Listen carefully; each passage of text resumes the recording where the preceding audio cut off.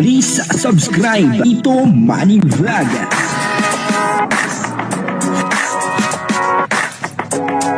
Payagan po si Tito Manny Vlog na mag-reactor para pambiling gamot sa kanya pong karamdaman. Kalingap Jomar daw po ay may pagkapilyo, no, at may pagkalapitin ng mga babae. Ano po, kasi poging-pogi pala itong si Kalingap Jomar sa personal. At nagro-rosy cheeks daw ang kanyang pisngi at namumula ang kanyang mga lips. Ano? At talagang pagka dumadaan daw po ito, lalo na sa may mga bakla, ay talagang naghihiyawan daw po itong mga bakla. Gaano po ba ito katotoo? Papanoorin po natin yung video. Nang malaman po natin kung totoo po ba itong mga narinig natin, na balita. Pero bago po yan, siyempre ako muna po bumabati sa inyong lahat ng magandang umaga, magandang tanghali, at magandang gabi sa inyong lahat mga kapatid. Kung saan man kayo ng panig ng mundo naroon ngayon, ay mag-iingat kayo palagi at pagpalain kayo ng ating Panginoon. Maraming salamat din po sa patuloy na tumatangkilik sa aking YouTube channel at nanonood sa aking video reaction. Patuloy lang po natin supportahan sila Kuya Bal Santos Matubang, Kalingap Rob, Ted the Vlog, Jack Tapia, at yung mga kasamahan ko pong reactor sa Kalingap. Ganun din po yung mga charity vlogger na Kalingap partner.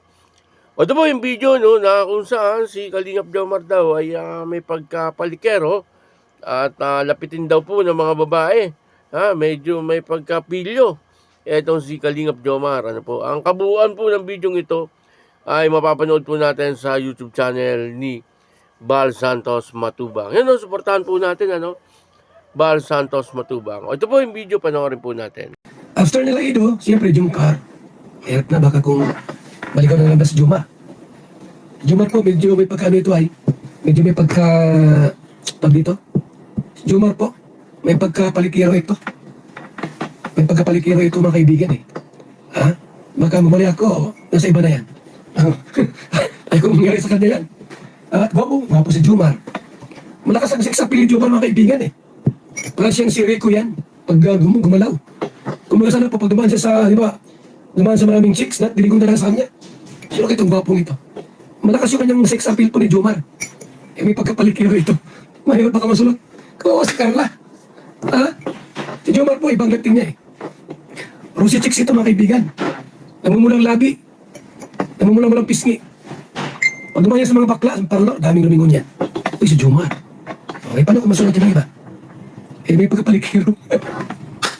May rayo na pasok kay Jomar, huwag naman sanang masyadong mapilis ng mga babae. Malambing si Jomar po. Wala si Papa Bal din, malambing. Wala sa tinday ko din ako dito. Nakakalino. Mahirap na. Medyo malambing ito eh. Lapitin sa mga chicks. Kaya ingatan ko si Jomar. Pamantayan ko si Jomar mga kaibigan. At mataas yung kanyang sex appeal. Rosy chicks yan eh. Wala ang labi, wala ang pisngi. Mahirap na kung ito ay masunod ng iba. Ano sa Carla? Di ba? Ang bira yan mga kaibigan. Alam mo na, pag mga rosy chicks, pag mga rosy chicks po mga kalingap mantayan talaga yan. Alam natin na malakas si Jomar. Mahal niya si Carla. Ano kung mayroong mabilis na babae? Paano yun? Pag mayroong mabilis. Nakita mo sa Hong Kong noon? Hong Kong? Mayroon doon isang ali-aligid. Ang punas ng ang punas ng pawis ni Jomar. Kunting pawis, punas dito. Punas dyan. Delikado. Kaya after ng IDSI po, yung kasal natin. Kawawa dyan si Carla pagka gano'n. Pag nasulot ng iba. May pagkapilyo si Jomar ay. Mga kaibigan. May pagkapilyo si Jomar. Delikado yan pagka masulot ng iba. Kahit mahal niya si Carla. Dapat bantayan talaga yan. Si Jomar po, talaga yun. Ramdam mo agad yung kanya pagiging malambing kay Carla. Malambing si Jomar po. Delikado. Tapos ako kung may nagpupunas ng mga pawis niya. Oy, Jomar, ang pawis mo. Kabira niya, delikado. Yung nga po, no, dito po sa video ay may mga sinabi si Kuya Bal tungkol kay Kalingap Jomar. Ano po? At gusto niya po, pagkatapos ng kasal ni Kalingap Edu, ay sunod naman si Kalingap Jomar. Ano, medyo natatakot kasi si Kuya Bal na baka magkahiwalay pa itong mga love team. Ano po, na halatang halata naman na talagang nagmamahalan naman po sila. Ano po, kasi yun nangyari po doon sa kanyang pamangkin. Ano, kung na po babanggitin kung sino, pero alam niyo naman po kung sino yung matagal nang naging mag-jowa, ano, na pamangkin ni Kuya Bal. Ano, yung, at ang isa po doon ay beneficiary, yung babae, beneficiary dati ng Kalingap. Ano po, at naging jowa ng pamangkin ni Kuya Bal. Na ngayon ay nagkahiwalay. Ano po, kaya si Kuya Bal ay medyo natatakot na baka mangyari din po dito sa mga love team. Ano po sa Kalingap, katulad po ni Kalingap Jomar at ni Carla. Ano? Sabi po niya si Kalingap Jomar ay may pagkapalikero. Sabi si Kuya Bal, ano, talagang sinabi niya yun, ano, kay Kalingap Jomar, may pagkapalikero daw ito. Ano po kaya ang katotohanan dito? Sa bagay, hindi naman po magsasalita si Kuya Bal, ano, kung hindi niya po naoobserbahan.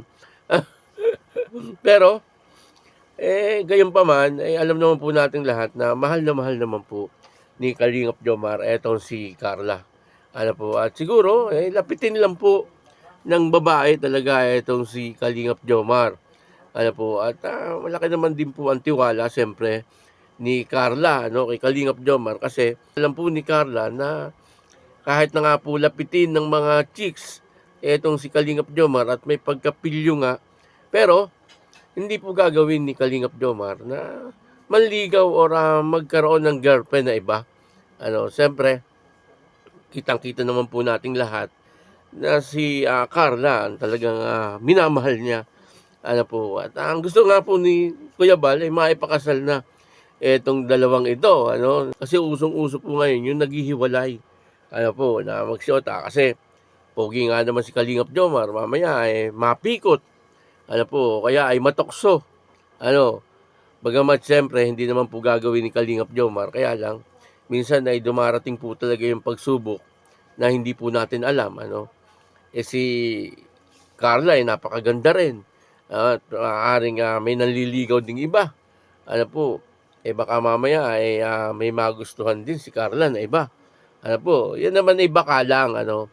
Ang mga sinasabi natin ay puro baka. Ano po. At pero sa nakikita po natin ay hindi naman po mangyayari yon.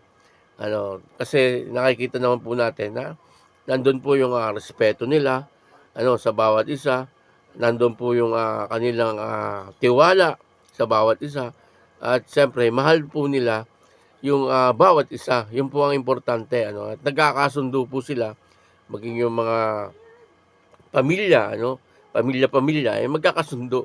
Ano po, kaya wala naman sigurong magiging problema. Pero kung sakaling papayag po sila na sila ay magpakasal na, ay maganda yun. Ano po, yun po ay maganda, ano. Habang nag-aaral si Carla, mag-asawa na po sila, wala namang problema doon. Ano po, kasi siyempre, kahit naman po mag-asawa na sila, tuloy naman po yung pag-aaral ni Carla. Ano po, maganda pa, at may makakatulong po siya. Ano, siyempre, itong si Kalingap Jomar, nakita naman po natin na maganda na rin ang buhay ni Kalingap Jomar, ano po, at kayang-kaya niyang pag-aralin din si Carla. Kung sakali, ano, na silang dalawa ay magpapakasal na, ano, kung masusunod yung mga sinasabi ni Kuya Bal, ano, siyempre, ang desisyon pa rin po niyan ay na kay Carla at saka na kay Kalingap Jomar.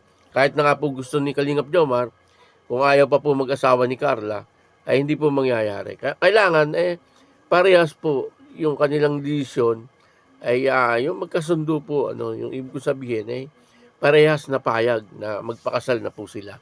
Ano po, at yun naman siyempre ang gusto nating lahat, yung magkatuluyan na itong dalawang ito. Ano po, kaya yun, ano, maraming salamat po sa inyo lahat. At ako po si Tito Manny Vlog na nagsasabing God bless you all. Diyos mabalos.